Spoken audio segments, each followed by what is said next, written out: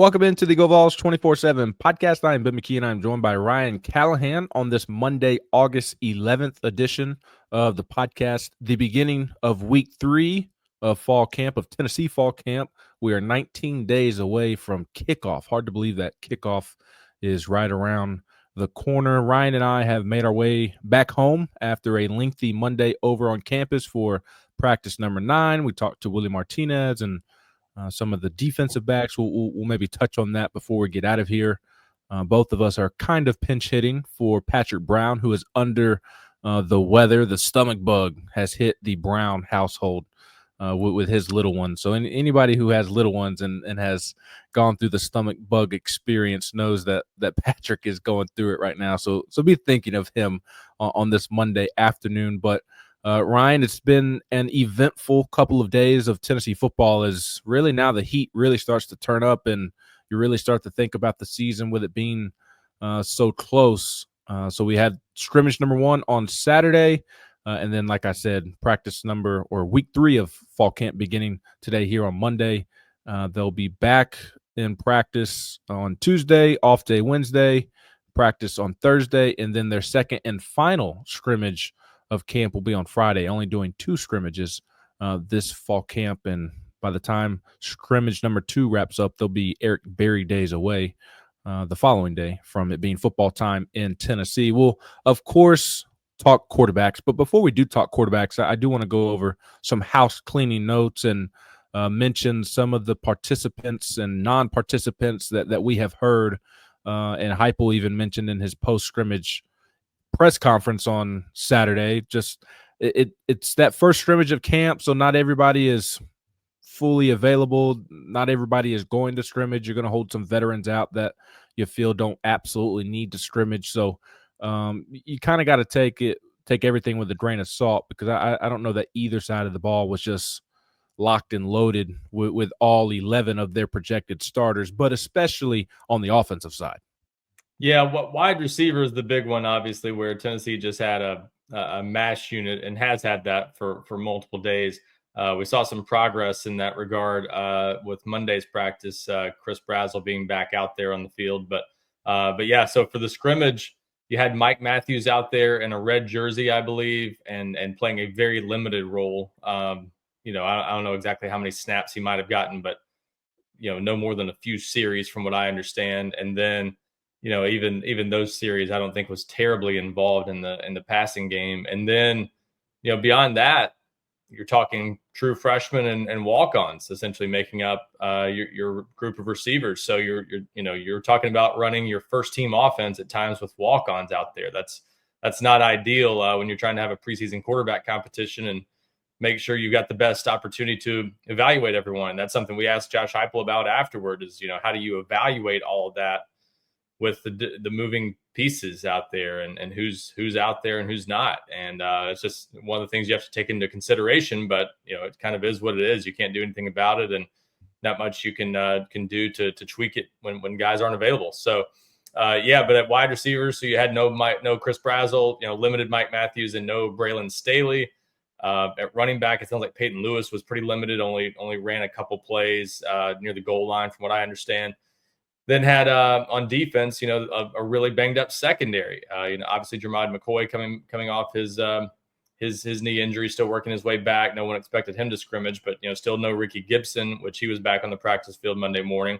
And then you had Colton Hood wearing a red jersey and technically getting the start, but I think again, like Mike Matthews, playing a pretty limited role. So again, at cornerback, much like receiver, pretty young group, some freshmen out there getting some playing time. I think Trey Poteet worked a lot with the starters. And, again, that's not an ideal situation. So, it's one of those things that comes with the territory this time of year. You're trying to get to the opener healthy and make sure you have everyone available when it really counts. But in the meantime, it makes getting true teamwork and seeing your best on best play, square off in a scrimmage setting.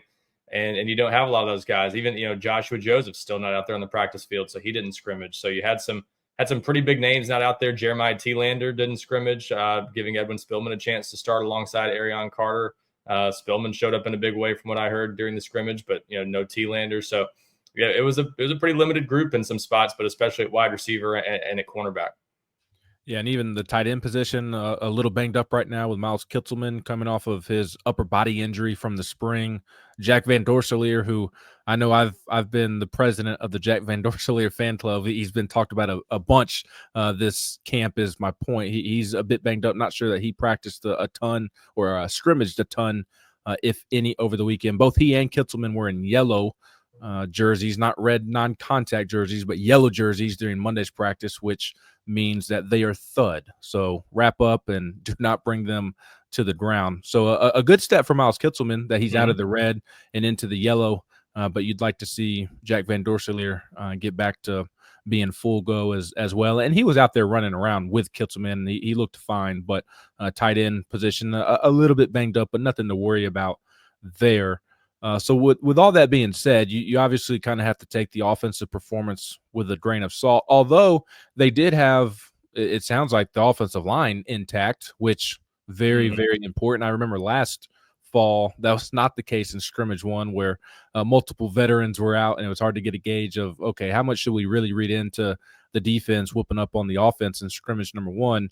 Defense got the best of the offense as expected. I mean, that is the stronger side of the football for Tennessee this season. It's early in camp. Defense is always ahead of the offense. But I was going to say scrimmage one seems like it's always that way. Yeah, absolutely. Defense is always ahead of the offense, even if we do think the defense is going to be better than the offense. But with all that being said, and guys in and out of the lineup on the offensive side of the ball, well, what do you read into what we've heard about the quarterback situation and the quarterback competition? For me, it seems kind of like the main storyline was that it was not a good day for Jake Merklinger. Yeah, I've been skeptical really since the start of camp that anyone but Joey Aguilar is going to take the first snap against Syracuse. And, just obviously we've got to preface everything we say with, as it's been the case for years, we don't get to see any of this with our own eyes. So we're kind of at the mercy of what we hear. So sometimes you hear things that can be, even if you've got good information, it might be, you might be talking to someone who exaggerates how good or bad a player might have looked and things like that. But I heard this from enough places that I think it's real that Jake Merklinger definitely did not have a good day. And, I think some people had maybe gotten the impression that he was playing better than he was because of what we've seen in routes on air, which don't mean anything in the grand scheme of things when it comes to a quarterback competition, because you're not playing football behind an offensive line in front of a pass rush against cornerbacks.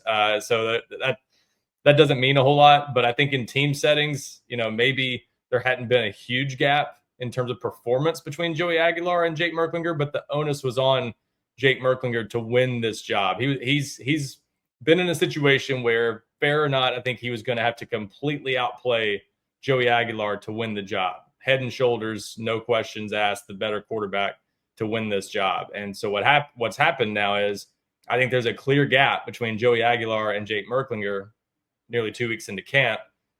And it's not necessarily because Joey Aguilar is lighting it up. It's more because Jake Merklinger hasn't done very much. And so from, again, the reports we got from Saturday scrimmage did not sound very glowing for Jake Merklinger. I thought the most interesting development in some ways might have been that we're hearing more. And when I kind of, mentioned that in last week's podcast, I was interested to see what he would do. We're hearing more positive buzz about George McIntyre, the freshman, than about any of the other quarterbacks, frankly, that McIntyre working with the 2s and 3s, which again, on a day where you're that limited at receiver means you're playing with a lot of walk-ons and some freshmen with the 2s, that he had a good day and has continued to show probably the most arm talent among the 3 quarterbacks that Tennessee has on scholarship. So what do you do with that going forward? I don't know. I don't think George McIntyre is going to be the opening day starter. I would be shocked if that's the outcome. But I don't know what for sure I would do if I were Josh Heupel, because it's an interesting dilemma. I'm sure some Tennessee fans will, hearing this description of things, will make Joey Aguilar out to be Matt Sims and make George McIntyre out to be Tyler Bray. And some of them hearing that might say, well, we don't want to wait until November to play George McIntyre if he's the most talented quarterback the way they did with Tyler Bray that year. But it's not probably that simple. And Joey Aguilar is a guy coming in after spring practice, still learning an offense and not working with his starting receivers. So like, I don't want people to overreact to the fact that he's just been okay so far, I think, but everything was set up for him to win the job. I think there's a lot of things that his experience, starting with that point in his direction. And as we sit here today, I still think Joe Aguilar is your opening day starter, but long term, what you do with the number 2 spot and how you approach things beyond the season opener is much more interesting now, because you've had Jake Merklinger not playing very well, and you've got a talented freshman who is playing pretty well, who's a little bit underweight still, but who looks like he has the arm talent and the natural ability to really maybe be an asset for you this year if he can, maybe put on a few more pounds and continue to get up to speed with the offense. So it was an interesting first scrimmage. Not shocked that we heard some of those things, but it's also a little surprising maybe that we're hearing more about George McIntyre in a positive way than the other 2 quarterbacks. You summarized everything that we heard and took place perfectly. I don't have anything to add in that regard. I heard the same things, that it was a struggle for Jake Merklinger, that George McIntyre might be Tennessee's best quarterback. But of course, you take that with the understanding that he's still inexperienced. He still is not physically ready. But I think what's interesting, to go off of what you perfectly summarized, is that, do I think that Joey Aguilar and George McIntyre is the Matt Sims, Tyler Bray comparison? No, I don't think that's the case. But What I find interesting is, I don't know that you can rule it out. And I don't say that to when I say that I don't think you can rule it out, I'm more talking about George McIntyre than I am Joey Aguilar. I'm not at all saying that Joey Aguilar's Matt Sims 2.0. I don't think that's the case at all. But what I think is interesting about not being able to rule it out is because George has looked good. He's been consistent. You continue to hear a lot of praise, and I do think that eventually we will get into the conversation of, okay, who is the number 2 quarterback? And then, I mean, you said it yourself, and I agree with it. I mean, it's not like Joey's lit the world on fire. The separation at quarterback has been more about Jake Merklinger not lighting the world on fire. And look, you take there's context to Joey not lighting the world on fire as well, because he just got here. He's still learning things. So although he's not lighting it up right now, the first 2 weeks of August, that doesn't mean that he won't have a really productive season. It's just he's still in that learning phase of Tennessee football, of Josh Heupel, of the offense, and that's okay because of the situation that took place with Nico and him coming to Tennessee. So I don't at all say that, like, I don't think that you can't rule out a Tyler Bray type scenario. That has nothing to do with the Joey Aguilar part. It's more the Tyler Bray part of the Matt Sims comparison than the Matt Sims part, because I'm hesitant to go down this road, and I know you are too, because we don't want to put freshman Tyler Bray type expectations on George. We don't want to do anything unfair to George, but I mean, you look at talent level and skill and what you're hearing, it's you can't rule it out either. That to me is the fascinating part. Yep, the talent is definitely there for George McIntyre. Now, when you go back and look at the final rankings on 24/7 Sports, George McIntyre's rating looks a lot like Jake Merklinger's coming out of high school. They were both 4 stars outside the top 247 when it came around to signing day. But you got to remember, when he committed to Tennessee, George McIntyre was a 5-star in the 24/7 Sports composite, and I think that was more in line with how Tennessee staff viewed his ceiling, certainly his long-term potential, if he completely develops into the player that he could be. And there's a lot that's interesting about him from the standpoint he played basketball a lot in high school, so he spent half his year training for basketball and playing basketball instead of focusing on football. So there's probably another level to his game that we're maybe going to start to see as he focuses on being a year-round quarterback. And then, he comes from a football family. There's a lot to like about him as a prospect. So it's not shocking that we're hearing some good things about him. And I go back to the spring game. I'm the first person to tell you, don't make too much of the orange and white game. They are not running real plays that they're going to run in games. It is the most bland. They are just trying to get out of there with nobody hurt and nothing shown to anybody. And this year's wasn't on TV, so maybe that relaxed that a little bit. But, that was the day everybody was focused more on who wasn't there than who was there. But while that was happening, we kind of saw a little bit on that day of what it sounds like they saw Saturday in the closed scrimmage, that Jake Merklinger had some problems, and that George McIntyre had a sharp day. You know, we talked about Redarius Jackson and some of those guys showing up in the spring game. Well, George McIntyre was the one throwing a lot of those passes to him, and Jack Van Dorselaer. Those were his two favorite targets that day, and those guys both had a good day because McIntyre was finding the way to get him the ball and get them the ball and looking calm out there and making some good throws. So it's not shocking that we're hearing good things about him. It's just when you combine that with what we've heard about the other two quarterbacks, it makes it a complicated situation. So I don't know how you approach this from Tennessee's perspective, other than I think, I'm not ready to say the quarterback competition is over, but man, it's pretty close. Yeah, I think so too. And Tennessee's coaches aren't ready to shut it down. I think they're going to give Merklinger this week. You know, he got the first snaps in the scrimmage. They looked like they maybe. You watched the quarterbacks more than I did today, Ben. It sounded like they didn't really change a whole lot in regard to the order coming out of the scrimmage, right? Is Merklinger kind of second? I think they did as the drill went on. Yeah. Merk got the first couple of throws, but Merk was going after Joey kind of as they got into routes on air, and it had been George was going after Joey. Instead, it was pretty clear that, okay, Joey is second line and then George. Today on Monday, it started off with Jake, but then Jake eventually was going behind Joey. Who knows? Maybe for some reason they got out of order. Maybe Jake was getting coached up on something and it got out of order. That happens, right? Maybe it was that, but I did make a mental note. I did notice it while it was happening that, hey, Jake's going behind Joey. And that has not been the case on routes on air. It had been George going behind Joey. Right. So I think they're going to give it this week, at least, to see if to make sure they're giving Merklinger a fair shot. And Josh Heupel, again, has emphasized from the start that it's important for the team to see whoever the starting quarterback is as the guy who won the job and it wasn't handed to him. So I think that is important. There's some value in that. So I think they'll give it this week at least. But I think if nothing dramatically changes as a result of Friday's scrimmage, then you can probably start moving into, somewhat game week preparations, kind of knowing, even if you're not ready to put it out there publicly, that Joey Aguilar is your starting quarterback. And so that's probably where things are headed.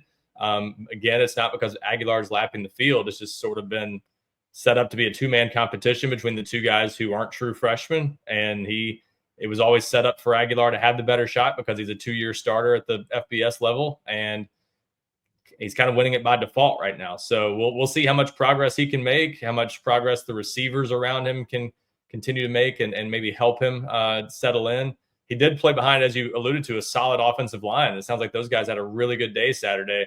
I heard very good things, frankly, about Lance Hurd, David Sanders, and Wendell Moy in particular. Jesse Perry continues to look the part at right guard. I think they still got to figure out the center position a little bit, but that offensive line looked pretty good, it sounds like, at least in pass protection. And they had some success running the ball, it sounds like, not gaping holes, but ran the ball at least a little bit with Deshaun Bishop and Star Thomas in particular. Those two guys had a nice day. So you had some good things happening around the passing game. It's just clearly a situation where the passing game's not firing on all cylinders yet. And that's partly because of who's not out there. And also because you're breaking in a new quarterback probably. And we'll, only time will tell how good he can be, but it's one of those situations where we might need to think of it this way, that Joey Aguilar in game 1 might not be as good as Joey Aguilar in game 4 or 5, because he's still getting up to speed. And it's hard to say for sure that he's going to be, ready to really play his best football in the opener. And that's an interesting layer, to all this competition talk, is that you've got a guy that's been here 3 months and still learning a lot. And it's tough. No matter how experienced he is, that's a challenge. So it's an interesting dynamic. And then you've got this freshman here playing pretty well that gives you a nice subplot in case Aguilar struggles early. Boy, if that happens, you're going to have a lot of people wondering if George McIntyre should get a look. Yeah, and I think it would be a fair thought based off of what we have heard to this point. But there needs to be room for Joey to make mistakes, because it's going to happen. Like I'm not expecting Joey to light the world on fire against Syracuse. It would surprise me. And it's not because he's not capable. I think he's absolutely capable of lighting it up against that Syracuse team. If he can go with App State to North Carolina and Chapel Hill, and I realized it maybe played a role in early help in getting Mac Brown fired. But Yeah. if he can go to Chapel Hill and do what he did at North Carolina, then he can light up Syracuse. So it's not that he doesn't have the talent to do so. It's just the situation that he's been given this offseason. The whole Nico fiasco, getting here so late. And then I would add just the merry-go-round at receiver, just guys in and out of the lineup. They're not able to establish any sort of rhythm, and that is one of my biggest concerns with the football team right now, quite frankly. It's just the inability to find a rhythm with the passing game. I want to end our first segment with this, just an extra thought on Jake Merklinger. I don't think anybody should write him off as a college quarterback just because he has not played well to this point in terms of earning a starting job.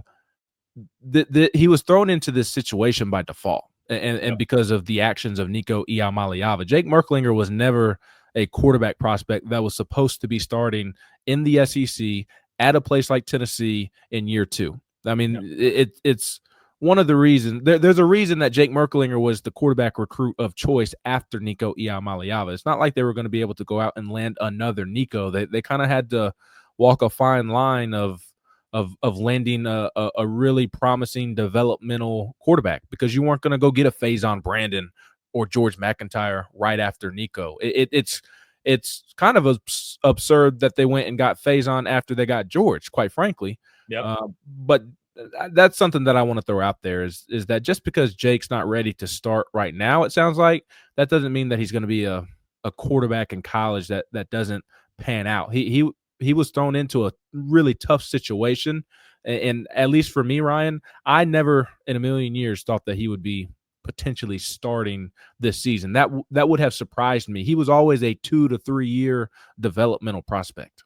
Yeah, I think so too. I think that's a great point people need to keep in mind, is that this was, I think some of this came from probably unfair expectations being placed on him, because some people, I think, talked themselves into, well, Josh Heupel's kind of a quarterback whisperer. Jake Merklinger was a 4-star coming out of high school. I like his skill set. He can run a little bit. He's got some moxie. He can make solid throws. What if he's the guy because he's in his second year in this system, as opposed to a guy who's been here 3 months having to learn it on the fly, and a true freshman being the two alternatives. So I think people kind of talk themselves into, maybe in some ways, Jake Merklinger being a more attractive option than the reality of the situation was at this point in his development, as you said, Ben, just because it's so early for him still.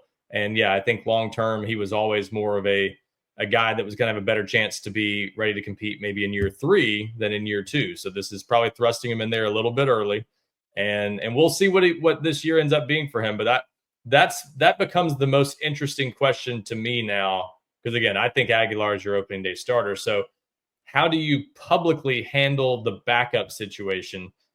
The path of least resistance still might be Jake Merklinger is officially your number 2 quarterback. And let's face it, probably going to be or next to somebody's name just as a cop out anyway. But the easy thing might be to keep Merklinger as the number 2 on the depth chart, where if Aguilar has to go out for a series or a half, Merklinger still might be the backup. But if it's a longer term absence, that's where you might have to look at George McIntyre. So it might be one of those type situations. We'll see. I don't know how Tennessee's going to handle that, but that to me becomes a much more interesting conversation now, especially if Scrimmage 2 on Friday looks a lot like what we saw in Scrimmage 1, or apparently saw in Scrimmage 1, because there's a pretty clear gap right now between the way George McIntyre has been playing and the way Jake Merklinger has been playing. So that's not to say George McIntyre doesn't have a lot to learn. He still does. But there's some things working in his favor, and he seems to have kind of a natural. He's a cool-headed guy. If you've been around him, nothing seems to shake him. So I don't think the moment's going to be too big for him if he gets thrown in there at some point, and that works in his favor. It's just, can you get him a little bit more weight, because he's probably a 195 or so right now. Can you get him a few more pounds before the season starts? Can you get him up to speed on the offense? But that to me becomes a really interesting discussion beyond Joey Aguilar, especially as we talked about, if maybe the first month of the season, if it's just not working out well enough at quarterback, maybe that becomes an interesting conversation, or if there's an injury or something like that. But I think Aguilar is the guy, and it's just a matter of how much you can sort of help him progress and get ready for the start of the season. Yeah, and one other thing I will emphasize, and not to be a Debbie Downer, but I know we are talking as if the quarterback competition is over, and we do think to an extent it is over. We when I say to an extent, in terms of the expectation is that Joey Aguilar will absolutely Yeah. be the quarterback against Syracuse. Joey needs to go start making plays as well, Yep. because the reason he would be the guy as of today, and we think he will be the guy, is more by default, not because Joey has lit the world on fire. And as I already talked about, like, there's context that's to be expected given the magnitude of the situation. But this next scrimmage is going to be a massive one for all three quarterbacks. Obviously, Jake Merklinger, uh, those guys, or Jake Merklinger individually, needs to have a big day, I would say, coming up on Friday. Needs to prove himself a little bit more. I would like to see George mix in more with the ones and twos just to see what he does have. Give him an opportunity to see what he does against the first team defense and the second team defense. I think that'd be fascinating to learn about. And then you want to see Joey continue to make progress and continue to make plays. I didn't mean to suggest that he's not making plays to begin with, but doing so on a more consistent basis. And hopefully the receivers will get back in there Well, and help him out in that well, process. and we haven't mentioned this yet, but it's worth throwing out there that on the negative side, unfortunately, but Joey Aguilar did throw a pick six to Colin Brazel, the walk on that's Chris Brazel's brother.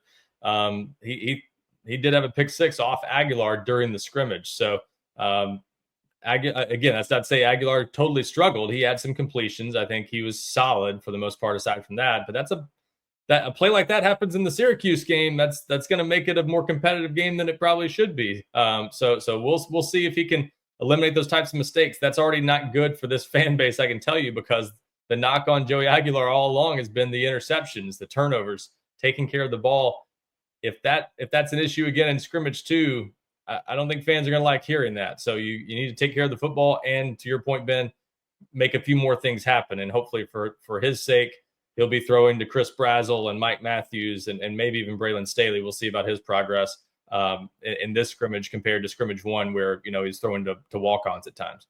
And I'd be surprised if he's able to throw to Chris Brazel, because even though he returned to practice for the first time on Monday, Yeah. he was a very light participant. I mean, he wasn't even running the full route. He would start the route at the top of the route, aka the release, or not the release, but at the top of his route is where he would start. Like 10 to 15 yards down the field is where he would start his route, and then he would jog across the field to catch the football, because he is managing, coming off of an off-season procedure. So he didn't. My point is, he did not. Chris Brazel did not look like somebody who's going to be participating in a scrimmage, certainly this Friday. I was going to say anytime soon, but certainly this Friday. But we will continue to manage that situation. There were plenty of other noteworthy storylines from scrimmage number one, and we will discuss that on the other side of this quick timeout. Welcome back into the GoVols247 podcast. I am Ben McKee, and I am joined by Ryan Callahan on this edition. Patrick Brown unable to join us on this podcast because he is under the weather. Be thinking of PB as he battles the stomach virus in his house. Those are always fun to deal with. But before we continue our conversation here, do need to encourage you to, wherever you listen to our podcast, whichever streaming service you listen to or you utilize, if you wouldn't mind going in and leaving us a review, we would greatly appreciate that. And as I've been mentioning on the last couple of podcasts, we are posting these to our YouTube page as well. And we've been getting great interaction on there, which we greatly appreciate. If you wouldn't mind, first, if you haven't subscribed to our YouTube page, go in and subscribe to the GoVols247 YouTube page and give us a like if you do like, or if you're tired of hearing me talk or looking at my bald head, you can even give us a thumbs down. Just make sure you point out that I'm the reason for the thumbs down and not the great Ryan Callahan or the great Patrick Brown. Mr. Callahan, what is your other big takeaway, your biggest non-quarterback takeaway from what we've heard about scrimmage number one? Man, that's a tough one. For me, it's probably the offensive line, as I talked about earlier. I think people have had a lot of concerns about that group, fair or not. We'd heard some good things about Lance Hurd. We'd seen the physical development with our own eyes that he looks leaner and better conditioning. David Sanders, obviously, really athletic. Wendell Moy Jr., not the longest offensive lineman. He's probably built a little bit like Javonte Spraggins, frankly, but still a talented guy that's played a lot of football and graded out very well as a pass protector in particular during his time at Arizona. But for those guys to play as well as they apparently played for most of Saturday's scrimmage, I think is a really, really good development for this team. The way Lance Hurd was described to me, I don't want to set the bar too high here, but I'm sure this is doing that. It made me think of the types of descriptions I heard of Darnell Wright going into his junior season. I think that kind of leap is at least possible this year. We'll see if it's that kind of leap where we're talking about him being a first round pick after this year. But I think considering how poorly he graded out on Pro Football Focus and all those things last year, and how poorly fans thought of him, frankly, coming off last season, I think he could take a massive leap in terms of performance this year based on what I've heard so far. Looks like a very different player. Spoke with someone who hadn't seen him this year and said, I think the injury stuff that he was saying about why he wasn't good last year was probably true, because he didn't look like the same player. So that's a very good sign to me. If you're Tennessee, and Lance Hurd looks like a noticeably different player. David Sanders also continues to look the part. I don't think it's reasonable to expect him not to have some bumps in the road, and you still wonder about, does he have enough weight and strength to hold up against, say, the Georgias of the world that are going to have massive, strong defensive linemen going against him. But it doesn't sound like he's having any major issues so far, and that's obviously not totally shocking given the level of prospect he was, but also really impressive anytime a true freshman can come in and play on the offensive line right away in the SEC. But it sounds like he looks the part. And Wendell Moy Jr., it sounds like was really impressive too. He's the kind of guy that, as it's been described to me, when he gets his hands on you in pass protection, you're not getting off of it. Well, of course, he's Samoan. So that if that's the way these guys play when it comes to August 30th at Mercedes-Benz Stadium in Atlanta, this team's gonna have a pretty good offensive line to work with, and that's gonna make the quarterback situation a little bit easier to navigate no matter what it looks like. And I think when you combine that with what we heard about the running game, Deshaun Bishop continuing to look good, your guy Ben, and Star Thomas, who I think was a bit of a pleasant surprise to some fans to hear Josh Heupel really talking up Star Thomas about how dramatically different he looks compared to the spring, and how much he's grown. I think some people thought he might be, just a rotational guy, just a third back, nothing special, another guy who can give you some carries. And it turns out he may be a bit more than that. We'll see, how it translates into the season, but at least on Saturday, it sounded like he was a pretty effective runner. So that's a good situation. I even heard some good things about DeJuan Morris, the talented freshman, who I think can still force his way into the picture at some point. So that's, everyone's worried about replacing Dylan Sampson. I don't know that Tennessee's running game is really going to skip a beat. I mean, I think you got 4 pretty good running backs there. Peyton Lewis didn't even do much Saturday. I'm assuming a little bit banged up, nothing serious, but still played a little bit. And then, those 4 guys, you got some youth, you got some experience, you got some different builds. It's a pretty interesting backfield that I think is going to surprise a lot of people. So I would start with the offensive line, but the running game, I think, maybe just as pleasant of a surprise, because you're going against a first-team defense that mostly controlled things, and yet we're still hearing that the running backs had a pretty good day. Yeah, I don't think that there's going to be much of a drop-off in just overall production in the running game. They're not going to have the one superstar back. Nobody's going to win SEC Offensive Player of the Year, I don't think. But I think as a collective, that group of 4, and who knows, maybe with Joey Aguilar's legs involved as well, I think the team rushing numbers in 2025 will be about what they were last season in 2024. I want to say that is going to match the production, but at minimum, I think it's going to be certainly in the same ballpark. Close. Yeah. You pair that offensive line with this running game, and again, we've kind of talked about it all fall camp, and I know there's a lot of concern, and rightfully so, with the passing game, but if the offensive line and defensive line is what we think it can be or is going to be, if they can run the ball like we think they're going to, and if they're going to play overall defense the way we think they're going to, I mean, that is another 9 or 10 win football team, especially with the schedule, even with the concerns of the passing game. You just can't have a passing game that just totally kills you every single week. I think back to last year's Auburn team, and I don't think last year's Auburn team is as good at all as this Tennessee team from top to bottom. But my point is, they were in a lot of football games last year, and the passing game was so bad that it lost them a couple of games that they should have won. And if the passing game wasn't as bad as it was, and they win those games that they should have, then there's probably a different tone. There is a different tone with Hugh Freeze going into his second year or whatever it is for him down on the plane. So a lot of concern, rightfully so, but also plenty of reasons for optimism. And this time of year, it's easy to just constantly pick the scabs apart. Before we talk more about the defense, Ryan, wanted to elaborate a little bit on the center competition because that's been an interesting storyline the last couple of days. It has, and I still don't have as good of a feel for exactly what's going to happen there as I would like to, but I do think if I had to guess today, I think it might be more likely that Sam Pendleton is the starter as opposed to William Satterwhite. And that's despite Satterwhite getting the first snaps in the scrimmage with the first team offense. Had some early issues. I think Bryson Eason had a play or two where he kind of blew things up the middle and played well, like a 6-year senior in the middle in the SEC is going to do. And Satterwhite went out and Pendleton went in. And I think it's maybe stabilized the offensive line a little bit more going forward. Now, I don't know that Pendleton has totally outplayed Satterwhite just across the board at the same time. So it's not been a situation where Pendleton is running away with the job, but I just think he might be the steadier option potentially. And we'll see if that's how it plays out. Satterwhite's had at times this offseason, I think, some issues with snaps. It sounds like that's been cleaned up a little bit more recently.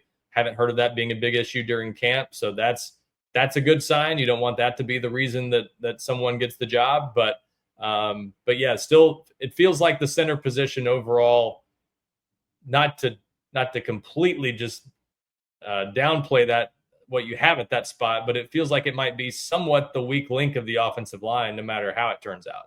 That might be the position that you're just trying to find someone that can do a solid job and not expecting, all SEC play from whoever gets that job. Not to say those guys don't have some ability, but it just, it looks like you got three of the other four positions, locked in with some pretty good players. And then the fourth one, Jesse Perry, is a guy that Glenn Ellerby couldn't say enough good things about last week. So, and by the way, I don't hear enough people talking about this. Jesse Perry looks like the starter at right guard. I mean, we'll see if anything changes there, but he's been with the first team all along. He continues to look the part. He continues to draw praise from teammates and coaches. It would be a shock at this point if he's not the starter. So we'll see if anything changes. Again, I'm not ready to say it's a done deal, but I've still seen a lot of people, even on the checkerboard on GoVols247, saying, well, we need Satterwhite to win the starting job because we need to play Pendleton at right guard. Pendleton's not been working a lot at right guard lately. It's the Jesse Perry show, and if anyone else wins that job, it might be Sham Umarov. But we'll see again if they change anything once they get the center position solidified. Maybe that's always a possibility. But I think people should start, coming around to the idea that Jesse Perry is likely going to be the guy there unless something changes. So, but it's a good situation overall on the offensive line. I just think center is a little more of a question mark, and no one's taken that job and run with it. But it's starting to look like maybe a little more Sam Pendleton as opposed to William Satterwhite. I don't think there's any doubt at this point that Tennessee's best offensive line combination consists of Jesse Perry at right guard. I don't. That's not even a question in my mind at this point. He looks awesome, by the way. For people who haven't seen our pictures and videos of him, I mean, when you look at what he was going into his senior year of high school and you look at what he is now, it's like, how did that kid change into that quickly? It's one of the more stunning physical transformations that I've seen, aside from just, players losing weight. For a guy to go from a lean tackle that you're like, okay, in 3 years he might be something, to this guy in year 2 after playing in an old style offense in high school that barely threw the ball and being 270 pounds as a senior in high school or whatever he was, to this 320 and not an ounce of fat on his body. It looks like, I mean, he looks like $1 million. So I don't think anyone should be worried. If you're thinking, oh no, Jesse Perry starting at right guard as a redshirt freshman, that can't be good. No, I think that's because Jesse Perry has won the job if that's how it plays out, and that's a great sign, honestly, that Tennessee's got other options and that Jesse Perry's been that impressive and maybe left them with a fairly easy decision if it doesn't change down the stretch. All right, we've spent practically this whole podcast talking about the offense. Yeah. What about the defense? I know the first thing Hold on, that before we move on, I gotta throw in one more offensive note here because I don't think enough people talked about this. I mentioned it in passing in our notes on Saturday. One of the first names someone mentioned to me about Saturday's scrimmage was Dasan Brame. Said he looks really good. I don't want to overhype it. It's one scrimmage, but he's talented. He got some work with the first team offense. Ethan Davis was out there primarily with the starters. Again, as you mentioned, Kitzelman was not out there. Van Dorselaer not out there. Cole Harrison still, working his way back from something. So keep that in mind. But looks like he's got the edge for that number 3 job and looks like he's talented enough to help this team in the passing game. How will that work out? Will they actually find a way to get him on the field? I don't know. But one of the offensive highlights of the scrimmage apparently was a McIntyre to Dasan Brame touchdown pass. And Brame showed up multiple times as a real weapon in the passing game. So just wanted to throw that in there. That is something to file away just in case. Tennessee's not shown that it's willing to work in 3 tight ends a lot. And Ethan Davis had only a minimal role last year as the number 3 tight end. But if there's a freshman that's going to push that, it might be a Dasan Brame because he's as talented of as much of a pure talent as they've had as a pass catcher at the tight end position in a long time. On defense, what stands out? For me, it's Edwin Spillman and how he continues to emerge. I think so too. That was one of the first names I heard about Saturday. It sounded like every time you hear something about him, it's about how hard of a hitter he is and how he just plays like his hair's on fire. And sounds like there was more of that on Saturday. I think you're going to see the combination that you saw out there heard about during Saturday's scrimmage quite a bit this year, Arion Carter and Edwin Spillman at linebacker, because I think they're going to mix in Spillman quite a bit in that rotation. I wouldn't be shocked if Spillman. I think T-Lander's probably going to remain the starter long term. We'll see if that's how it plays out, but I think it's probably one of those situations where it's almost 1A, 1B kind of situation with T-Lander and Spillman, where they're almost getting the same number of snaps each game. So I think they see Spillman as kind of a third starter, and he played that way on Saturday. Had at least a couple tackles for loss, just kind of flying all over the place, and has always been a well-built kid, but after a year in the strength and conditioning program, he looks like $1 million. So put him next to Arion Carter or even Jeremiah T-Lander. That's a pretty good combination at linebacker.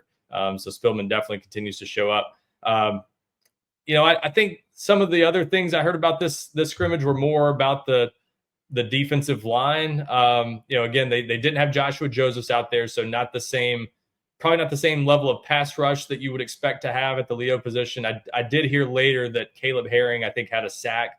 They were playing thud in this scrimmage, so they're not tackling to the ground. That makes it sometimes hard to tell what the officials are and aren't calling a tackle sometimes. But sounds like Caleb Herring maybe had a sack where the quarterback got outside the pocket a little bit. So you did hear a little bit of pass rush, a little bit of pressure there, but not a ton maybe of sustained pressure. Jordan Ross got a lot of work. So did Kellen Lindstrom with the threes, I think. So not a little bit of a limited group at the Leo position. That maybe wasn't ideal. On the plus side, they didn't give up anything with the first team defense. I think if what I was told was correct, I think the only thing that the first team defense allowed was a missed field goal attempt. There were no scoring drives against those guys. So pretty impressive day overall still for the starters. And that certainly bodes well going into this season. And then, continue to hear good things about the defensive line. I think Tyree Weathersby got some work with the second team defensive line, continues to play really well. Keep hearing good things about him. Bryson Eason, I mentioned, had a good scrimmage, made a couple plays. You would expect that from a 6-year senior that's played a lot of football at this point. And again, they were kind of limited in the secondary, but solid day, I think, overall for the guys like Jalen McMurray and Andre Turrentine, Idris Farouk, who were out there. Caleb Beasley got some work with the first team defense as well, even though I think he's going to be behind Farouk to open the season. It looks like Farouk will probably be the other starting safety next to Turrentine, but pretty good day for that group overall. And you got to see some young guys play a good bit too. And look, Marion Dye and Ethan Utley got some time with the 2s and 3s on the defensive line. I also heard Jamal Wallace got a lot of run with the 1s and 2s on the defensive line. So that would certainly suggest that he is at least one of the main guys to watch in that competition to maybe crack the 2 deep at defensive tackle. It looks like after he missed some time this spring and it was sort of not clear where he was in the pecking order, that he's maybe started to emerge as a guy that they can count on the defensive line. It's going to be a very important week 3 for Tennessee. This is last week was movement week. We call it moving day in the golf world. Movement week, maybe separation week for Tennessee football players this week on the depth chart. It's going to be a very important one. We're also continuing to keep an eye out for anything Tristan Keys related, creeping in on Savion Hyder and his announcement on August 19th. So we've got all the coverage you need at GoVols247.com, and right now it's a great time to sign up. Yeah, absolutely. $1 for the first month, as usual, to sign up. And I want to mention that today because we do have a sale, by the way, for annual subscription, 50% off. So definitely take advantage of that. But if you're a UFC fan, I did want to mention this with the announcement that Paramount Plus, I guess, is going to carry UFC going forward, that is something Paramount Plus access comes with a GoVols 24/7 subscription if you are paying full price. So I mentioned the monthly option because if you want to get to full price membership sooner, you can take the $1 monthly option, and then after 1 month, you will be eligible for free Paramount Plus along with your GoVols 24/7 subscription. So take advantage of that, and definitely that 50% off sale that a lot of people have already taken advantage of. Great time to join the site with all the preseason camp coverage, recruiting coverage. As you mentioned, there's been some, at least buzz about Tristan Keys potentially, being open to making a final decision going into his senior season. We'll see if anything like that happens. And then obviously Savion Hyder is announcing on August 19. So still tracking that one very closely as Tennessee continues to battle Michigan, and that one's been a very close race for a while now, and seems like it's going to be all the way to the finish. And not sure, frankly, that Hyder will tell either school. Certainly don't know that he'll tell both schools before he announces his decision. So that's going to be one that's going to be fun to watch down the stretch. But yeah, got full coverage of all that. High school football starting up soon. We'll be at some games, pretty soon here. So lots to keep track of, and fun time of year. Football is, really upon us already. NFL preseason games already on the TV. Scrimmage 1 behind us. Scrimmage 2 coming up quickly. It is here, and there's no better time to be on GoVols 24/7. Is Tyreek King going to be the Tennessee commit, recruit, whatever you want to call him? Is he going to be the one that you see the most this season? I don't know that he in the clubhouse.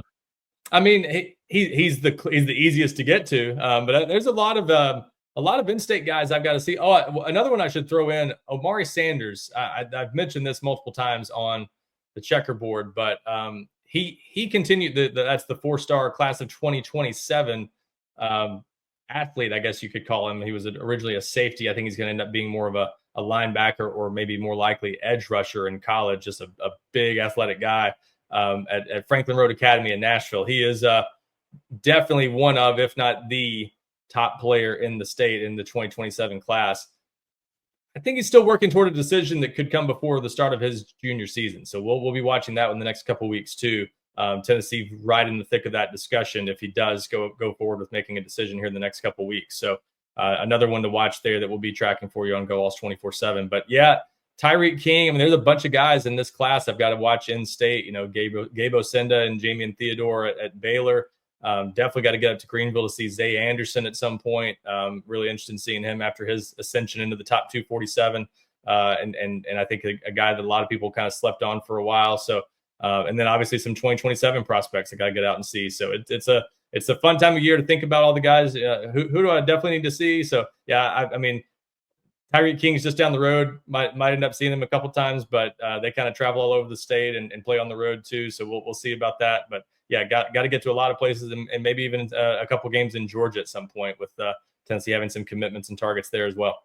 Yeah, if you're a Tennessee fan coming in Friday, the day before, for a Tennessee football game, and Catholics playing at home or anywhere in town, go watch Catholic play, because Tyreek King alone is worth the price of admission. He's already turning heads and just scrimmages already showing off the speed. So he's a fun one to watch if you're going to pick one to go watch. I guess outside of Faison Brandon, of course, for our North Carolina Volunteers that are listening. We'll be back later this week with another podcast.